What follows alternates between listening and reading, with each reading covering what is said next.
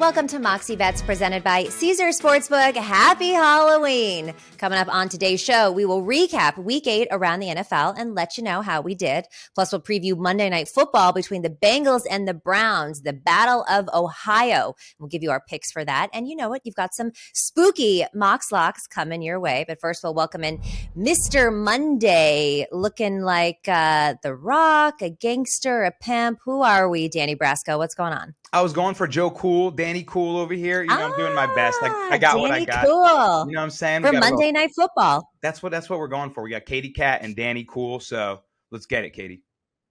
Let's get it. Okay, so let's get into a little bit of a spooky Mox thought. The scariest bet you have ever made. Now, we all know that I am Katie Bets responsibly, and I don't really bet any scary bets. I am very responsible with my bankroll management, and I don't bet anything that I don't really believe in / not a lot of money. But, Danny, I feel like you've got a little more of a degenerate side than I do. So tell me about the scariest bet you've ever made. That's a fact for sure. And the scariest one I ever made is the largest bet I've ever made, actually, which was last year's Super Bowl, Rams-Bengals.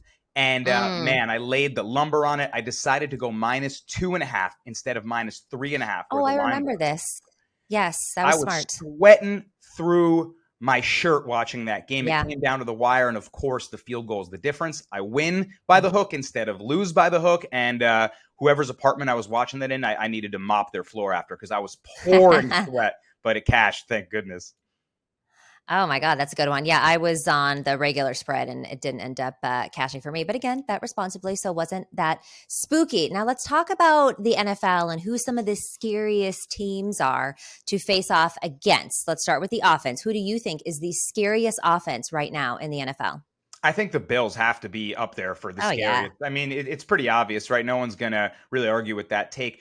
What's scary to me about them is that they can do it without a significant run game. You take a look at their running numbers. Like, yeah, they don't even need that aspect of the offense so much. It's there with Singletary here and there. You know, they use them as a pass catching back too, but they're kind of middle to bottom half of the pack in most running categories. Their pass attack is too lethal. And if Josh Allen wants to take off or even truck you a little bit, he can do that. So there's really nowhere to beat them or stop them offensively. As they say, you can't stop them. You can only hope to contain them.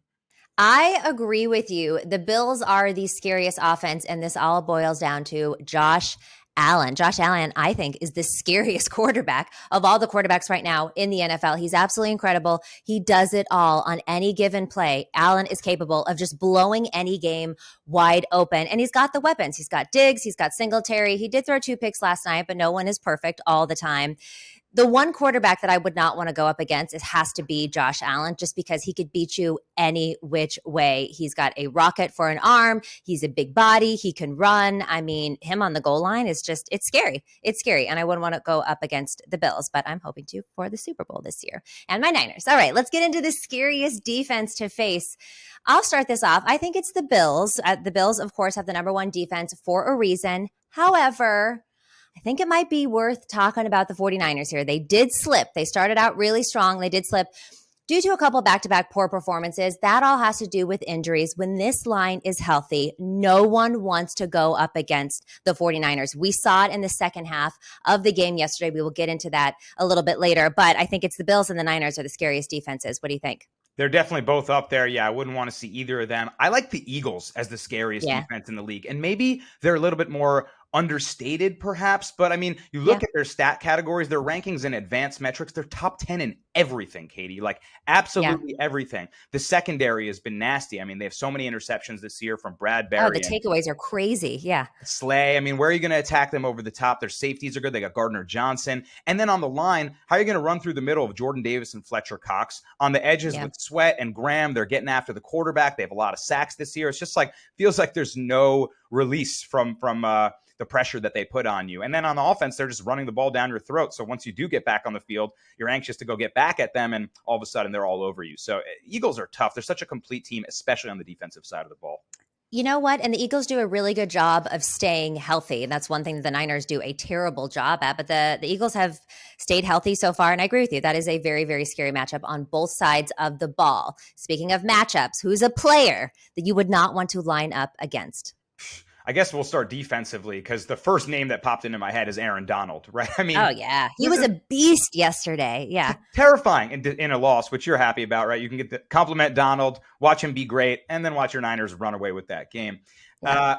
But nonetheless, Aaron Donald, I mean, it's not just the sheer power and strength and his ability to just truck over whatever D lineman and get to the quarterback. It's his skill. It's his intellect. It's his aptitude, his football IQ. He can beat you in so many ways. He can outthink you. He can hit you with the hand moves and the swims. And then he can just go through your body and decide that, I'm going to get your quarterback now and you can't do anything about it. So, scariest player to match up against. I'm not trying to block against Aaron Donald. No, thank you.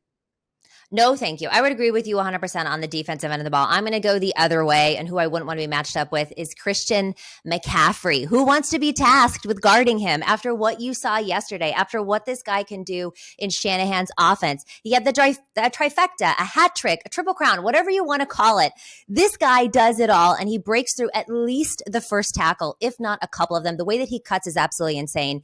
Seeing him in this offense, to me, if I was on the defense, would be scary. I wouldn't want to be lined up with, if there's Debo, McCaffrey, and Kittle all on the same. I wouldn't want to be lined up against any of them, but certainly not. I wouldn't want to guard Christian McCaffrey. All right, now let's talk about some games from yesterday, Sunday Night Football. We'll start with that. Packers versus Bills. Packers covered barely, thank God. I actually didn't think they were going to cover when I looked at the way this game was starting out, and I fell asleep, and I woke up, and they had covered, so that was a good one for me. Josh Allen did throw 2 picks. The Packers seemed to find success on the ground game. Bills struggled to stop the run, which was interesting. But nobody thought that the Packers were going to win this game. I was pleasantly surprised that they covered in the end. Yeah, it felt like, and I took Packers plus 10.5 as well. Same exact deal as you. I woke up this morning, they covered by the hook, right? So, and that's why you give Aaron Rodgers 11, 10.5 points. We're forced to take it, right? I don't care how bad the Packers look. I take that for third string quarterbacks in a matchup, right? Thinking, the public's going to be all over the blowout. And well, football doesn't always play out that way, but cover by the hook, I'm happy about it. And you're right. There is some signs of hope for the Packers in that they could get a run game going. They've been zero dimensional on offense. So to find that dimension at least may open up other things if they can get Aaron Jones going. And hopefully the Packers can try to turn some things around, but still a loss, but a cover for us. So we win. Yeah, and I think, like, to your point, it was positive for the Packers because now I think they at least have a path moving forward on how they can possibly win some games. All right, let's talk about the London game. The Broncos versus the Jags. Broncos win 21-17. Credit to Russell Wilson. I give him a lot of flack, but he had a hell of a game for once. He started off bad, a 3-and-out, a sack, an interception. But you know who was worse is Trevor Lawrence. He was awful. He was 18-31, 133 yards, 1 touchdown, 2 interceptions. We thought maybe it was the coaching last year, and now I'm starting to wonder, does Trevor Lawrence have it? It's interesting. Yeah, the debate is going to be kind of really front and center now. Second year, I don't want to be too quick to jump on him, and he's playing Broncos secondary that ranks at the top of the charts in all pass defensive numbers. True. So, facing Surtain and those guys is no easy task.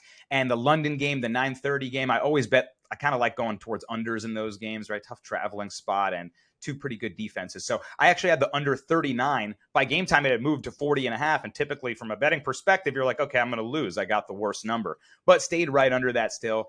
And defenses really showed out. Russ is pumping his fist on like a 2-yard run by the running back, like really getting amped up about anything at this point. So a win's a win, right? Yeah, I guess the high knees ended up working out for him, especially in the second half of the game. He did look pretty good. I will give him that credit. Let's move on to the Battle of Pennsylvania, the Eagles versus the Steelers. Eagles win 35-13, and there's no way around this. The Eagles look like a Super Bowl team. Granted, it was against the Steelers, but Jalen Hurts was phenomenal. He was 19-28, 285 yards, 4 touchdowns, no interceptions. A.J. Brown had 3 of those touchdowns. He was absolutely ridiculous yesterday. Somehow Pickett didn't throw a pick. I bet a very disrespectful bet on him that he would have over 2 interceptions. And he did have 1, I guess, late in the game. I ended up turning it off at that point. So that didn't hit, but big cover for the Eagles. And similar, or I guess not similarly, but in the opposite fashion of us taking the Packers with all those points and being like, how can you give 10.5 to Rodgers? I'm upset at myself for not laying the minus 10.5 on Hurts and the Eagles. It looks like so many points. You don't want to, lay double-digit spreads, but at a certain point, you're like, this is a blowout. Vegas can only set the odds as far apart as possible so they get some bets on the Steelers. And I'm just mad that I didn't bet the blowout because the Eagles are running away with it right now. And as good as the NFC least has become all of a sudden, even in a pretty competitive division, they're not going to get challenged by the Cowboys or Giants, I think. And I'm saying that as a Giants fan. I still think it's very much clear sails ahead for the Eagles to take the division and maybe make their Super Bowl run. I think they're going to face the Niners in the NFC Championship game, and we'll see how that goes. But yes, I definitely think that they could take the division, not necessarily the conference. But they look like a Super Bowl team. I mean, there's no way around it. I do think it's going to be between those two teams in the NFC. Now let's move on. Well, and I will say, actually, Kenny Pickett, he's not been playing well, but I do think that there's a lot of promise with him. And I do like how gutsy he is. And the fight, I watched a press conference where a reporter asked him, I think it was in relation to the interceptions and the kind of the risky throws that he makes. And they said, oh, is the risk worth the reward? And he was like, to score points when we're down. Yeah, I'm always going to take that risk. And I kind of like that from him. So I do think that Kenny Pickett, there is a lot of promise. I think it's just a rebuilding year for the Steelers. I like that. You got to bark back sometimes too, show a little heart, get some admiration from the fans. And maybe he did that, showing a little, little charisma there. Yeah, and now on to my favorite game. How about those 49ers versus the Rams? Now 8-0 in the regular season. We have swept the Rams 3 times in the regular season. Now, of course, every commentator has to say we'd give up all of those to win the one. And sure, maybe, but it's still nice to win 8 in a row. And this was 31-14. The Niners looked terrible in the first half. Both lines, the O-line and the D-line, were getting absolutely torched. The Rams were just able to throw simple screen passes and just methodically move down the field. The defense could not stop it to save their life. Credit to DeMeco Ryans for making the adjustments, figuring out how to get pressure to Stafford. They stopped that first third down conversion finally in the second half, and then the entire game changed. Jimmy Garoppolo was outstanding. We've already talked about Christian McCaffrey, but Jimmy Garoppolo, 21-25, 235 yards, 2 touchdowns, 0 interceptions, 81.2 QBR. So shout out to all the Jimmy Garoppolo haters. Christian McCaffrey, Swiss Army knife. First half was ugly, but the second half, they didn't give up, and they looked incredible. And how dangerous is it having now 2 Swiss Army knives in your pocket as a 49ers offense? I mean, Debo's not playing. Enter Christian McCaffrey, triple crown, rush TD, pass TD, receiving touchdowns. Ridiculous. So it's scary. Of course, defensively, you guys are still getting healthy. And, sometimes the Rams really can just start to expose teams with that screen game, move down the field. You got to make that adjustment. Yeah. But I love DeMeco Ryan. Well, that's the thing, is we got torched with the screens the last week against the Chiefs. And at first I was like, has DeMeco Ryans not come up with any kind of game plan for this? And then of course he did. So, I take those backs. And the Niners just got into their groove. And it was basically a home game. The crowd was there with them. And so it was a frustrating game in the first half. It was an exciting game in the second half. And I do believe if the Niners can play like they did in the second half and we have health on our side, this definitely is a scary team. But, like everything, they just have to play their game, which has been a little bit inconsistent over the last few weeks. To your point with Deebo Samuel, I was listening to Erin Andrews yesterday, and she had said that she saw Deebo go up to Jed York, the owner of the Niners, being like, oh my God, thank you for this trade. Thank you. This is so great.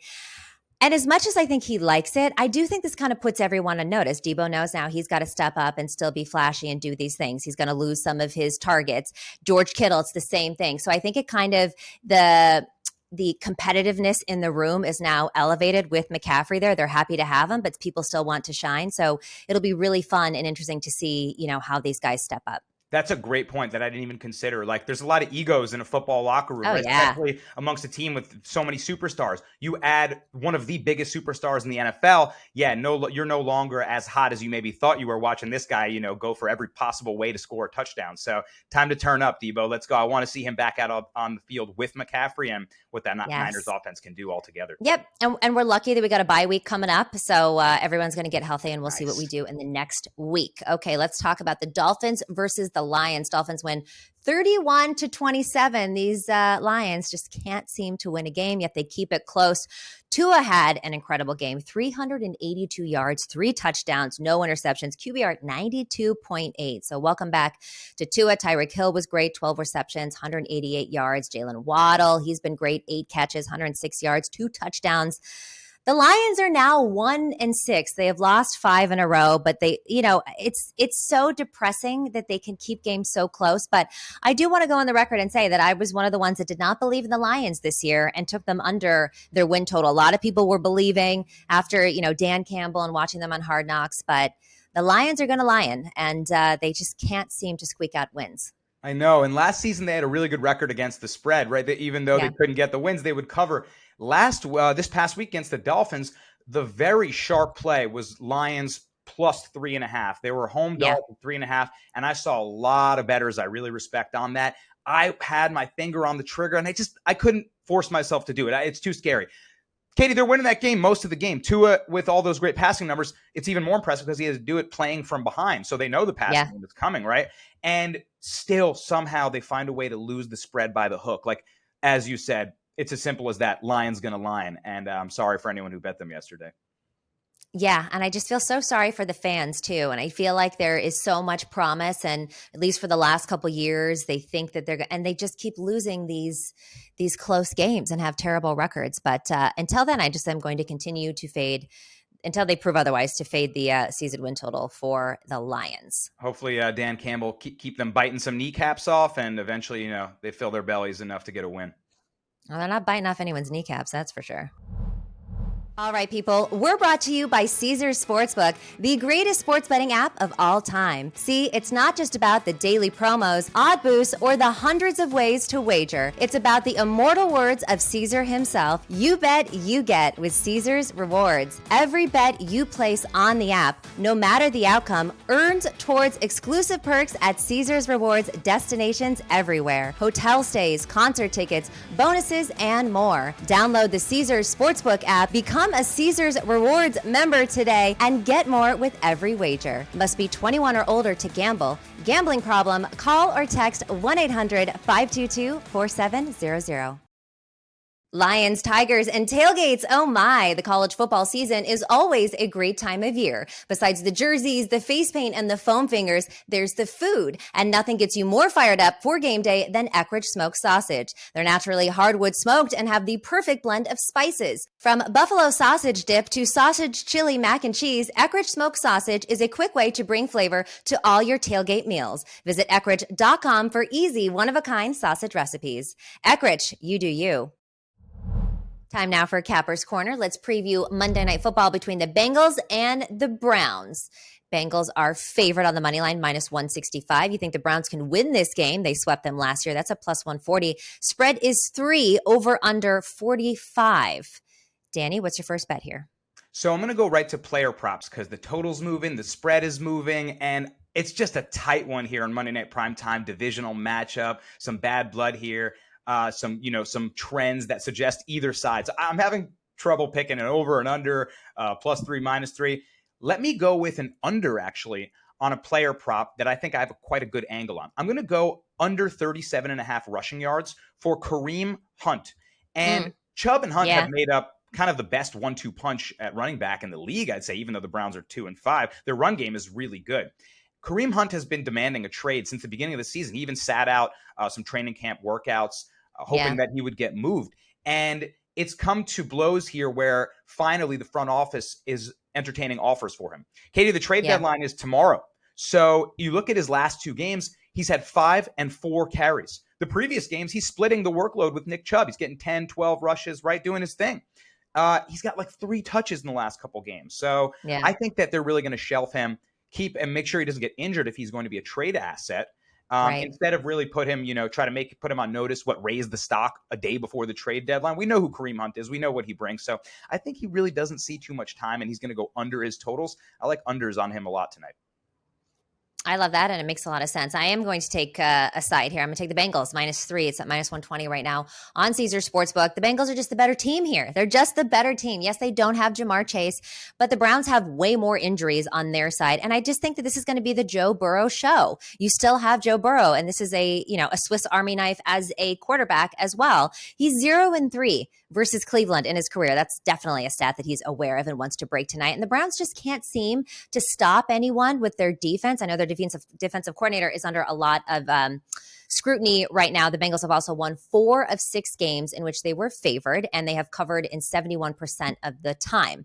That's the second best in the NFL. So give me the Bengals to cover here and to win for the first time against the Browns. And not only would it be Burrow's first win against the Browns, but the Bengals are 0-12 in their last 12 against the spread on primetime divisional games. So yeah, this so is what you call catching a falling knife, Katie. I think you're going to do it tonight, though. They could get this win. I think so. I mean, I'm just going to take them over the Browns. It's just as simple as that. I just think they're the better team, and it's Joe Burrow. But yeah, I mean, at some point, the trend is your friend until it's not. And I feel like that trend is not going to be a friend anymore. And Joe Burrow is going to get the win here. All right, Danny, what's another bet that you're targeting for this MNF matchup? So let's stick to the ground game here. We're fading Kareem Hunt, right? Thinking he's going to get traded tomorrow, so he won't see the field. Who will see the field even more than he normally does? My man, Nick Chubb, possibly the best running back in the NFL. And why not just use your workhorse tonight, put your head down, and truck people into the stands? Because that's what Nick Chubb does every single week. And I think that he's really going to go for, go up the middle a lot and look to attack a Bengals defense that's missing DJ Reader and has struggled a little bit against the run since he's gone out on that defensive interior. So, that's what the Browns do best is keep the game on the ground. And Nick Chubb will be the beneficiary of that tonight. 83.5 rush yards. That's lower than I would have expected for a matchup in which I think Kareem Hunt will be used less. So I'm looking for 20-plus carries and Chubb to go way over this number. I love that. And those go hand in hand. I have two hand in hand bets as well for my next one. I'm taking 2 overs on receptions, sticking with the Bengals because I do think the Bengals are going to win this game. I'm taking Hayden Hurst over 3.5 receptions. Is at minus 127. No Jamar Chase. So everybody's going to get more love from Burrow tonight. He's averaging 5.7 targets per game and 4 receptions already per game. Hurst has gone over this line 4 times in 7 games this season. This seems like an easy bet for me. I'm also going to take T. Higgins, his number 2, over 5.5 receptions. That's at minus 119. He's had at least 5 receptions per game in all weeks except for week 1. And so you got to know that he's going to get a little bit more love just to get 5.5 to get 6. Makes a lot of sense for me. So I'm going over on those 2 receptions. Do you have one more bet? I do, and I'm also on that Hayden Hurst over receptions. I like that one a lot. My other one, I'm going to go to the defensive side of the ball, and I like Myles Garrett to record a sack tonight. He's got to get this one done. He started the season hot, 2 sacks in the first week, 1 sack the next week. Looks like, oh man, he might be the sack leader.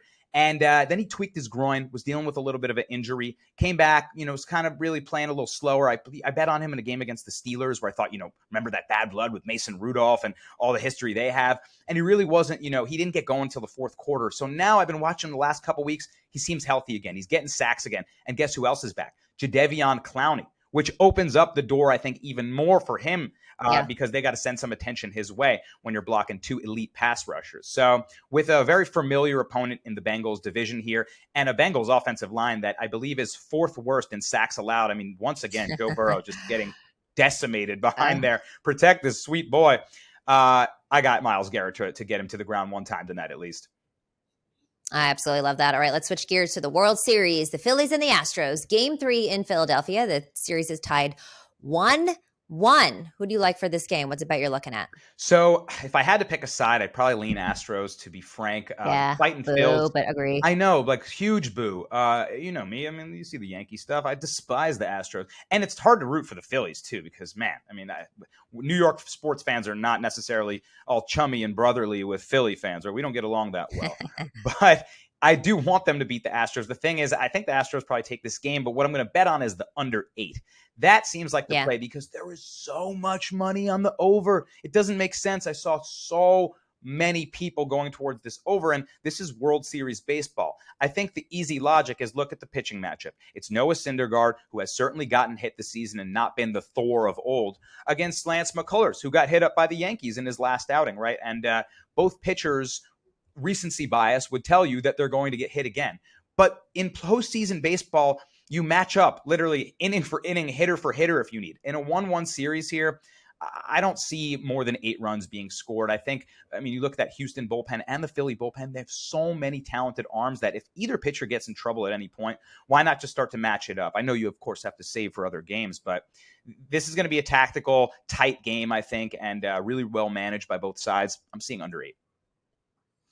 Yeah, and I agree with what you're saying. I'm taking the Astros first 3 on the run line. That's at half of a run. That's a plus 140. I think that the Astros are going to win this game, and I was looking at all the different things, and this has the most value. And like you said, both of these pitchers are going to be on a very tight leash. I think they get pulled possibly a little bit early. That's why I'm keeping it in the first 3, but I do think that the Astros are a little bit better. You got Lance McCullers versus Noah Syndergaard. Noah Syndergaard has not appeared in longer than 3 innings in these playoffs so far. Mostly he's come in just as a relief. McCullers, he's 4-2 with a 2.30 ERA, a 1.24 WHIP, including 2 playoff starts. Yes, he did get lit up in his last start with the Yankees, but he's collected at least 6 strikeouts in 7 of his 10 starts. I don't expect these pitchers to go long, but I do think McCullers has the edge here. So I'm going to go ahead and give the Astros the 5 at plus 140. I like that too in the beginning, kind of jump out to a lead perhaps. I mean, yeah, we're talking about McCullers getting kind of touched up by the Yankees at last start. You know what I also remember? In other postseasons, the Yankees being absolutely befuddled by his curveball and his sliders. So if that's going, McCullers is tough to hit. And I like your bet for the Astros to get out in front early. Football season is here, and nothing beats seeing your favorite team live. Not only does Vivid Seats have great NFL ticket prices, they're also the official ticketing partner of ESPN. And with Vivid Seats rewards, when you buy 10 tickets, you get the 11th free. Download the app or visit vividseats.com today. Vivid Seats, life happens live. Receive a reward credit equal to the average price of 10 tickets purchased, excluding taxes, fees, and processing costs. See vividseats.com/rewards for terms and conditions. So let's get into our Mox Locks. I'm going with that one. I'm going Astros first 3 run line. It's at 0.05. Odds are plus 140. And I'm taking Hayden Hurst over 3.5 receptions for Monday Night Football, minus 127. What are your Mox Locks, Danny? I got to go with the Kareem Hunt under. If I really believe he's going to get traded tomorrow, then he shouldn't see the field more than 3 times, right? If at all. So I'm going to go with that under 37.5 rush yards. And I'll go with the under 8. There's so much money on the over. I'll go the opposite way in a prime time in a World Series matchup. I think that we can beat the public on that one. So give me the under 8 in Phil's Astros. Let's go. All right. Thank you so much, Danny. This has been Moxie Bets presented by Caesar Sportsbook. Don't forget to follow us on social at Moxie Bets. Have a happy and safe Halloween, and we'll see you Wednesday.